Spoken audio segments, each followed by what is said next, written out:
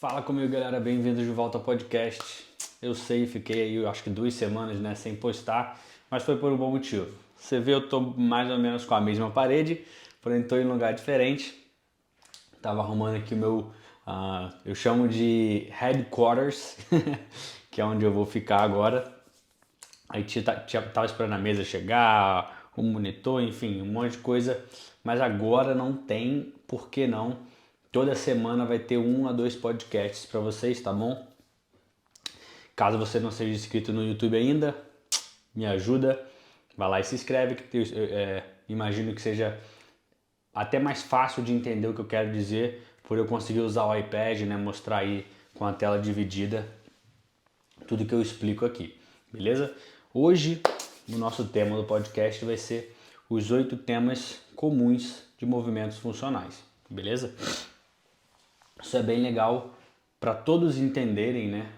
Mesmo sem saber, a CrossFit dá pra gente alguns pontos de performance de alguns movimentos, são 9. E os outros tem outros movimentos que a CrossFit não passa pra gente, progressão, né? Pontos de performance. Então esses 8 temas comuns são bem legais, porque de uma certa forma eles são os pontos de performance. Tem movimentos que vão ter os 8, tem movimentos que não vão ter os 8. Vai ter 2, 3, 5, 7. Então é bem legal todos entenderem, principalmente coaches, né? Se você está estudando para o level 3, super recomendo.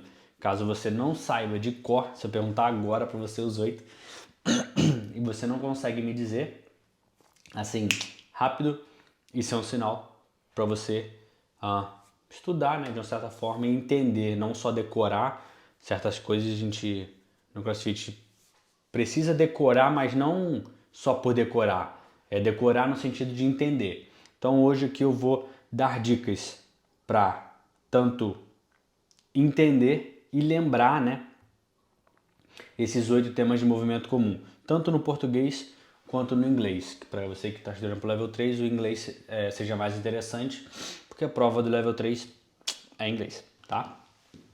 Então, no português, tá aqui na tela, o jeito de gravar é Pelk Boca. É P-E-L-C-B-O-Q-A no português. No inglês é M-C-B-P Safe, que é S-A-F-E. Então no português, Pelk Boca, P-E-L-C-B-O-Q-A. No inglês, MCBP Safe, S-A-F-E. Aqui esse quadro aqui está no livro, no e-book de Coaching Education. Se você ainda não tem, super recomendo. Eu vou parar de vender os e-books em novembro, na verdade no final de novembro. Em dezembro já não vai ter mais e-books disponíveis, tá bom? E o legal desse aqui é que desses novos e-books, os 5 novos e-books, que tem os vídeos meu no YouTube explicando. Então é sua única chance, basicamente, vai ser a última de ter todos os e-books. São 13 totais até dezembro. Dia 1º de dezembro eu vou parar de vender, tá bom? Então, se não tem, corre. E o Pelk Boca, o P não tá na ordem, tá? No manual a ordem é diferente. O inglês aqui, ele tá na ordem exatamente que a CrossFit passa pra gente no manual de level 2. No português, eu achei essa maneira mais fácil de se lembrar, até para falar soa melhor. Então o P é o plano frontal, que seria equilíbrio, né, no plano frontal. O E, engajamento da cadeia posterior. L, a linha média, que é a lombar. O C, de centro para extremidades. B, base pegada eficaz. O, ombro ativo. Q, quadril, né, que aqui em aspas está a função correta, que seria a função correta do quadril. E o A, amplitude total da articulação. No inglês, né, a ordem seria M de midline stabilization, que é a linha média. O C, core to extremity, que é centro para extremidade. O B, balance about the frontal plane, que é o equilíbrio no plano frontal. O P é o posterior chain engagement, que é o engajamento da cadeia posterior. Aí vem os outros 4, que o S, sound hip function, que é a função correta do quadril. A, active shoulders, ombros ativos.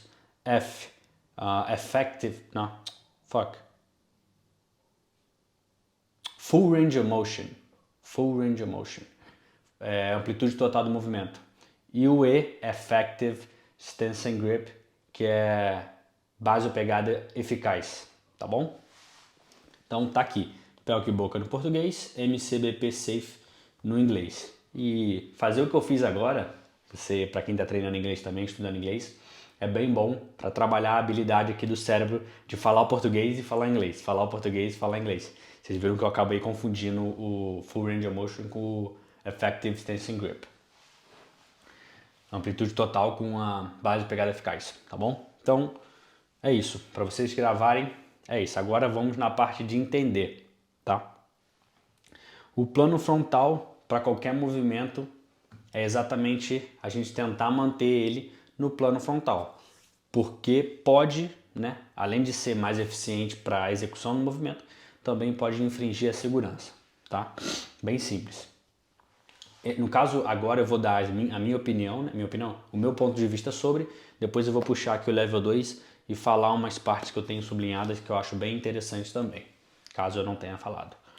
O E, de engajamento da cadeia posterior, uma coisa bem legal que acontece quando a gente não está com a cadeia posterior engajada é ir para a ponta dos pés, às vezes, durante um snatch, durante o snatch, em qualquer movimento assim. E também a cadeia posterior é responsável pelo joelho entrar. Porque o joelho entra pela falta de rotação externa que a gente consegue fazer com o quadril, que consequentemente acaba também sendo o glúteo. E o glúteo está incluído na cadeia posterior. Então é bem legal isso. O L da linha média, que é a coluna. A gente tem sempre que tentar manter a linha média o mais rígido possível, né? A coluna, neutro mais rígido possível e sempre que possível, senão segurança também. Centro para extremidades, que é o conceito da gente usar a força, os músculos maiores com maior produção de força, potência, para ajudar os grupos menores, mais rápidos, porém com menos potência, né? Geram menos potência. Então eu gosto muito de usar o push press como exemplo, porque para mim, depois que eu aprendi a usar o quadril, né? Usar o quadril da forma certa, do centro para a extremidade, eu consegui aumentar a carga, fazer várias repetições usando a perna e eu sinto mais às vezes dor na perna fazendo um push press do que às vezes no ombro, como é bem comum, exatamente por querer usar o braço, né, antes da hora. Então, o centro para a extremidade é muito importante, bem legal quando, pelo menos para mim, ter essa percepção, quando eu melhorei, foi muito legal. Então, é legal e é importante porque todo o movimento fica mais eficiente, assim a gente gasta menos energia, consequentemente mais trabalho. Base ou pegada eficaz, é como o nome já diz, a base eficaz ou a pegada. Base de agachamento, pegada na barra. Às vezes você se mudar a base do agachamento, o movimento do aluno muda por completo, ou o seu movimento muda por completo, e no caso muda para melhor e também para pior. Então, encontrar a base e a pegada eficaz de todos os movimentos, qualquer movimento, e para você, aluno ou coach, e você, coach, para o aluno, é muito importante. Tem o padrão, né? Ombro para agachar, largura do ombro para agachar, para fora também do ombro na hora de pegar para fazer algum pull-up, alguma coisa. Sempre tem pessoas que talvez mude isso, mas a regra geral seria mais ou menos essa. Vou deixar o ombro ativo para depois. A função correta do quadril. Me vem duas coisas. O quadril mudo na hora de recepcionar no clean, né? Onde é o joelho, a perna aqui, o joelho e o quadril fica uma linha reta, em vez de jogar a bunda para trás. E a função correta do quadril também está inclusa em fazer a extensão do quadril por completo. Se a pessoa não faz a extensão do quadril, não está usando a função correta dele, que a função correta do quadril é a flexão e a extensão. Então a extensão também está inclusa nesse tema aqui. O A, amplitude total do movimento. Isso é funcional, né? A gente treina CrossFit por ser funcional e para ajudar a gente na vida. Então a gente treinar a amplitude total do movimento é muito importante. Na verdade, nem do movimento, da articulação. Se o seu braço roda isso tudo, a gente tem que usar como é que chama? Usar toda, né, essa amplitude que ele tem por ser funcional, porque a vida não vai ter essa separação, não, você não agacha tudo, eu não vou fazer você cair no chão e ter que levantar agachando, tá ligado? Não é assim que funciona, então funcionalmente falando, a amplitude total da articulação é muito importante e trabalhar isso também é muito importante. Tava refazendo o curso de scaling com o Gian, o brother da mentoria, e tava lá. Mexer na amplitude de movimento, não falou que deve ser, mas só em caso de lesão, né? A pessoa não pode agachar, por exemplo, aí consequentemente não vai poder agachar, ou lesão. Era exatamente isso. Foi algo. Era isso mesmo, não tinha outra coisa não. Era exatamente isso falando. Você só mexe na amplitude de movimento se a pessoa não consegue fazer, seja por lesão, né? Injury ou realmente a pessoa é adaptada. Então aí não tem como você fazer ela ir na amplitude total. Caso contrário, não tem motivo para não querer que o aluno, né, vá para amplitude total. Ombro ativo. Ombro ativo é um negócio legal, é bem legal, que é difícil. Como que eu posso falar? É só estudar. Se você ler o manual, você vai ver que não é tão difícil assim entender o ombro ativo. O conceito de ombro ativo é o seguinte. A ideia é, eu sempre tenho que ir contra a gravidade ou a carga. Exemplo. Eu tenho que fazer força contra a carga. Eu não posso yield, que é a palavra em inglês, que é como se fosse deixar acontecer. Eu não posso deixar que a carga, vamos supor que eu estou com o braço para cima da cabeça, eu não posso deixar que a barra me empurre para baixo. Eu tenho que lutar contra ela. Se eu estou empurrando o chão, eu não posso deixar que meu peito abaixe assim, meu ombro suba. Eu tenho que fazer força contra o chão. Então esse é o conceito. Eu tenho que fazer força contra. Eu gosto de falar gravidade porque normalmente vai ser sempre a gravidade. E o peso, obviamente. Então eu tenho que fazer contra. Eu tenho que fazer força contra o peso, né? Logo, vamos no conceito aqui. Se o peso está me empurrando para baixo, eu ter o ombro ativo, eu vou fazer força contra ele. Então aqui está bem embaixo. Eu tenho que fazer força contra ele. Beleza? Na flexão, a gravidade está me empurrando para baixo, né? Se ele está me empurrando para baixo, eu tenho que fazer força contra ele. Então esse é o conceito do ombro ativo, tá bom? Isso acontece muito no pull-up, né? Eu gosto de dividir o movimento do ombro, da escápula, em 3. Aqui embaixo, neutro e lá em cima. Em cima, neutro, embaixo. Então são 3 posições, você pode dividir em quantas quiser, mas eu gosto dessas 3 porque faz mais sentido. Logo no pull-up, se eu estou pendurado e o peso está me empurrando para baixo, a gravidade, eu estou assim. Se eu tenho que fazer força contra ele, eu tenho só que voltar para o neutro. Não fazer isso aqui. Né? Para quem está no YouTube fica mais fácil de ver o que eu estou mostrando. Então, esse é o problema. A gente só pode... Na verdade, você dar a dica de ombro ativo para alguém não é legal. Como coach, tecnicamente está errado que uma dica não tem que ser esses nomes bonitos, tem que ser simples, tá?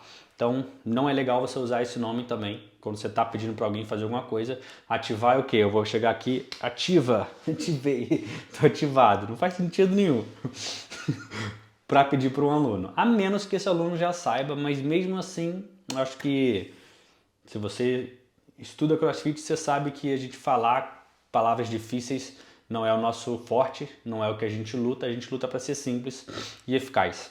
E a simplicidade entra em, enfim, né? Ser simples. Então, ombro ativo, esse é o conceito de ombro ativo, tá bom? Você ir contra a gravidade ou contra a carga. Você não pode deixar que ela Como é que fala? Eu estou tentando traduzir o yield, só que, porra, é uma merda. Você não pode ceder, você não pode ceder a carga. Isso. Acho que assim fica bom. Você não pode ceder a carga. Então, se eu estou pendurado, eu estou cedendo, neutro, eu estou ativo porque eu estou indo contra. Se eu estou no push-up, estou cedendo, eu tenho que ir contra, supostamente é o ombro ativo. Num deadlift, se o peso se eu estou fazendo isso, eu tenho que ir contra.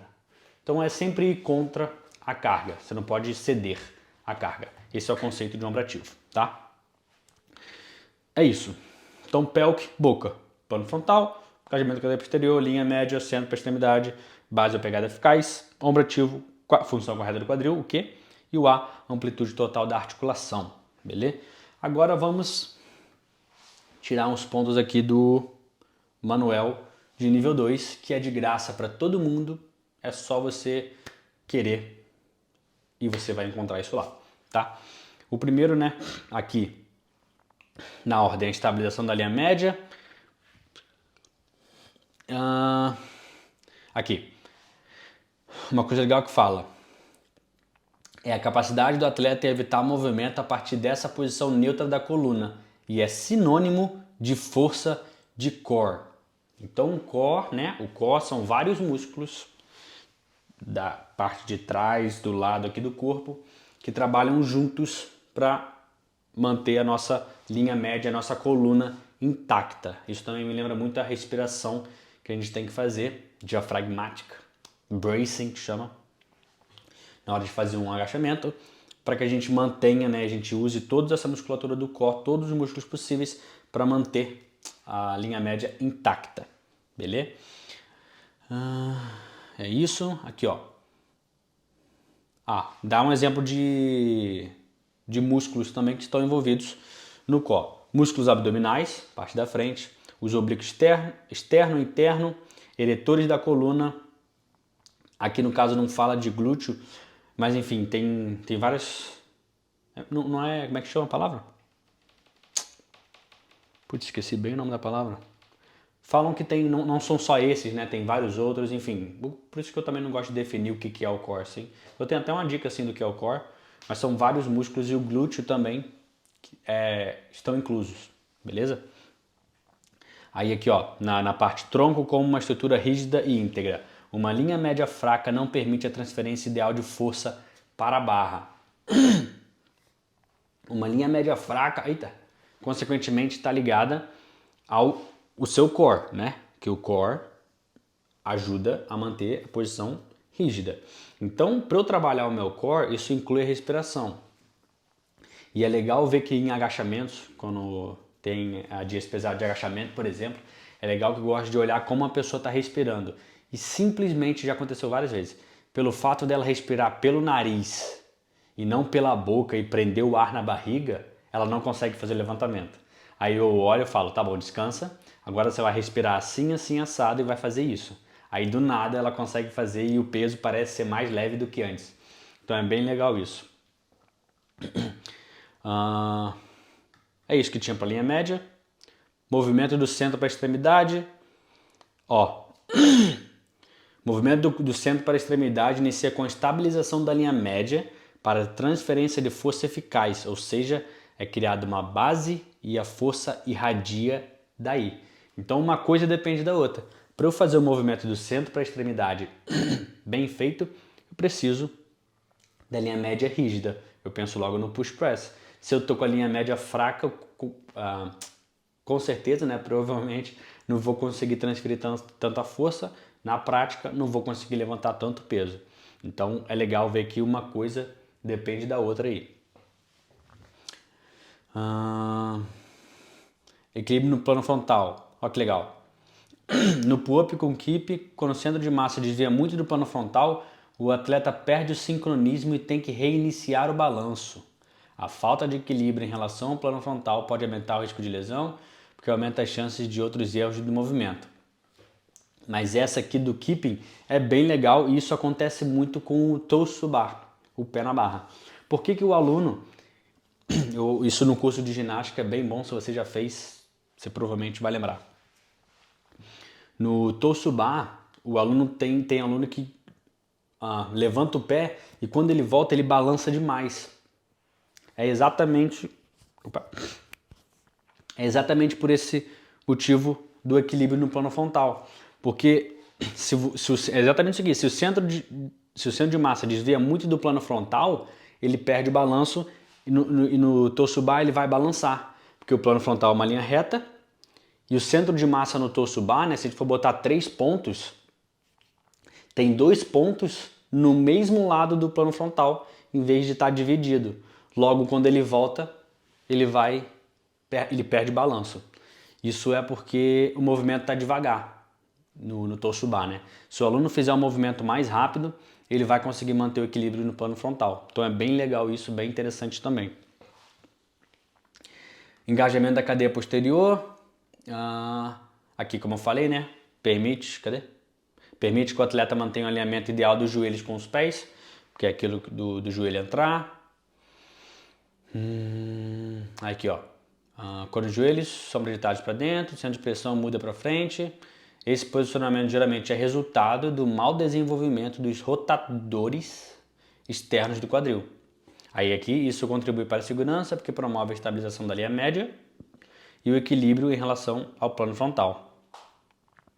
Ó, isso aqui é bem massa, que eu parei com isso já há muito tempo, até porque além disso aqui não faz sentido nenhum ensinar isso, não faz sentido ensinar isso para as aulas em grupos, para os alunos regulares do boxe que mal sabem estender o quadril direito.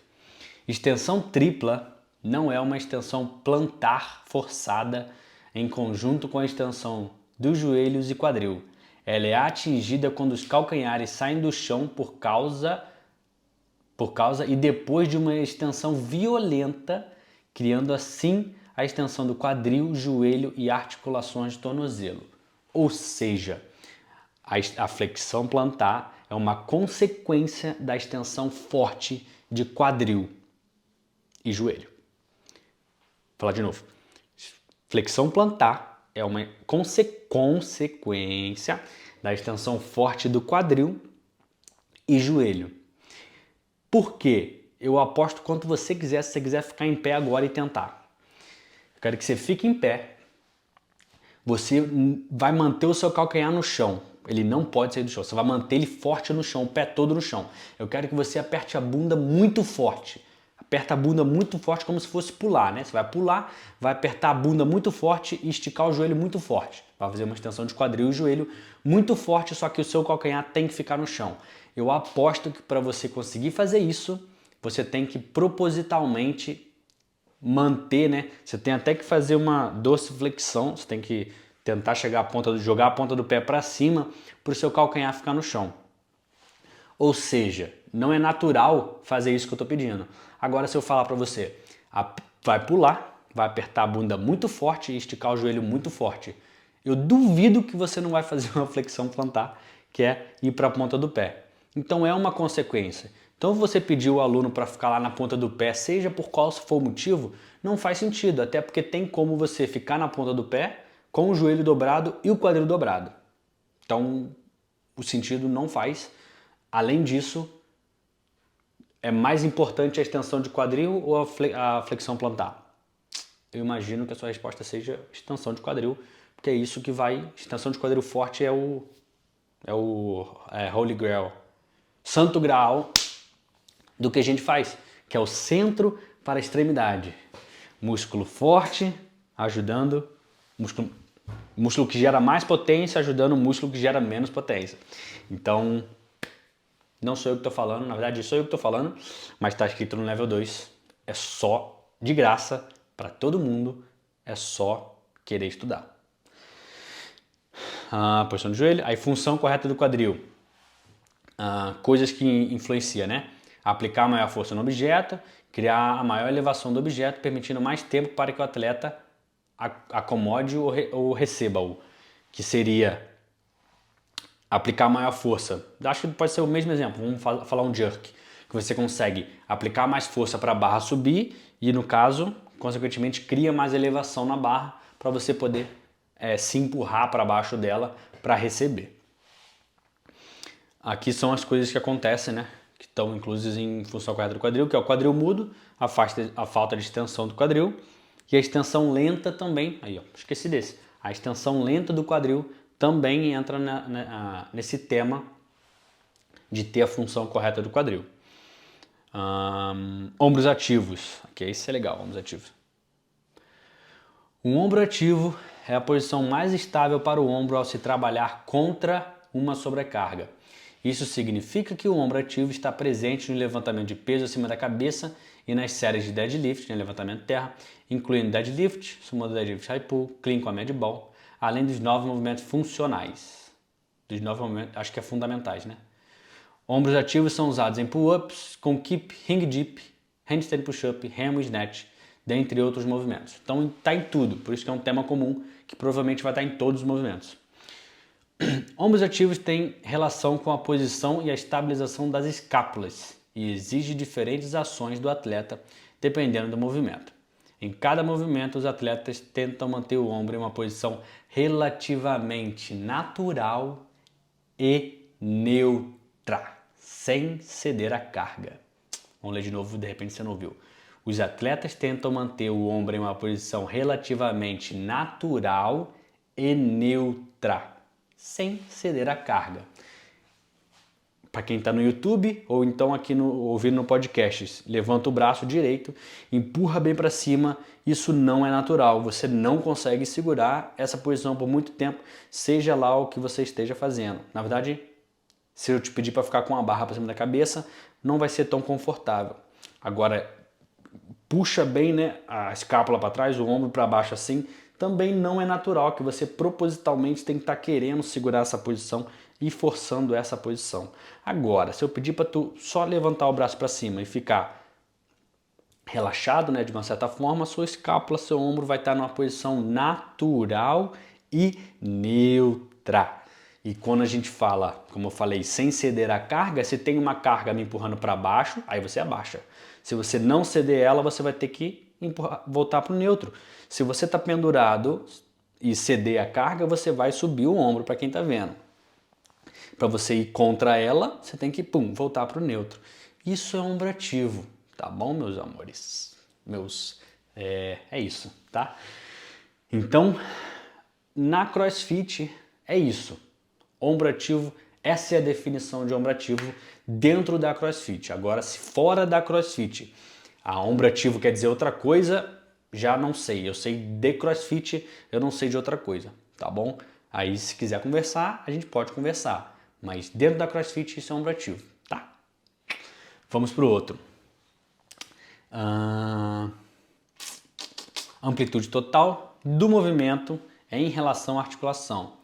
Um ponto legal aqui é: a segurança das articulações é maximizada ao preservar a amplitude do movimento requerido, ao mesmo tempo em que melhor distribui as forças em uma articulação ou em uma série de articulações.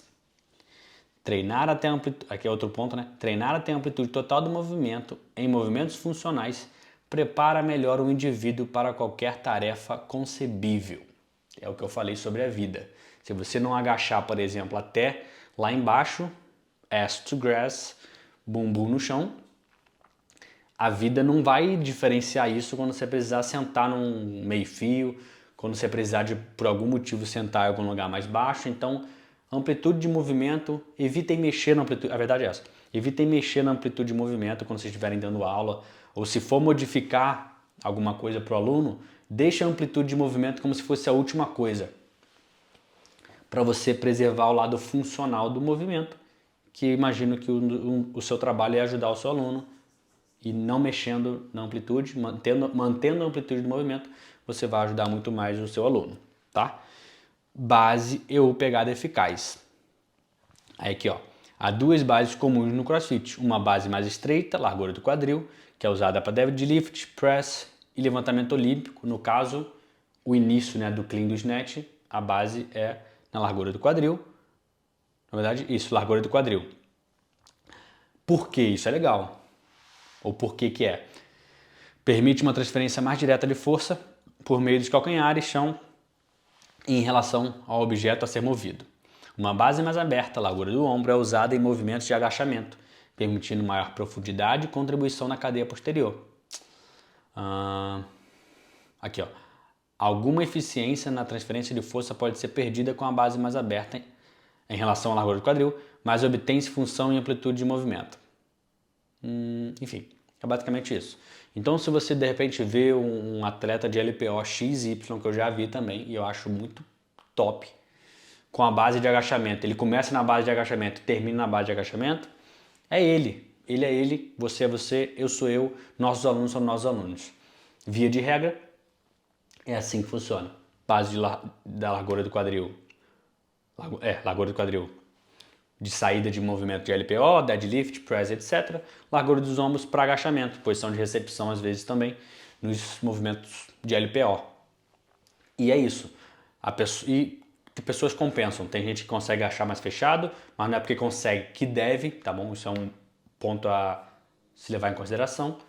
Mas tem gente que agacha mais aberto, por falta de mobilidade, normalmente esse é o motivo. E não é porque agacha que deve, não deve, tem que se levar isso em consideração. E é isso, tá? É isso, né? Na verdade foi todo já. É isso, galera. Acho que eu falei tudo que eu queria.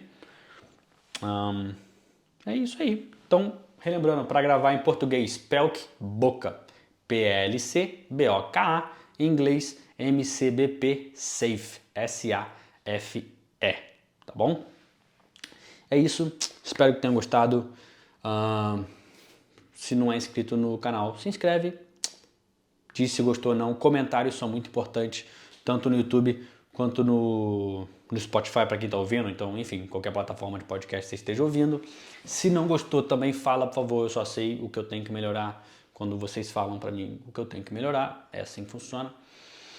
Dicas de feedback de podcast, algum assunto que vocês querem que eu fale, pode mandar que eu estou aceitando. Estou esperando ainda alguém falar. E é isso. Tamo juntão. Até a próxima. Valeu!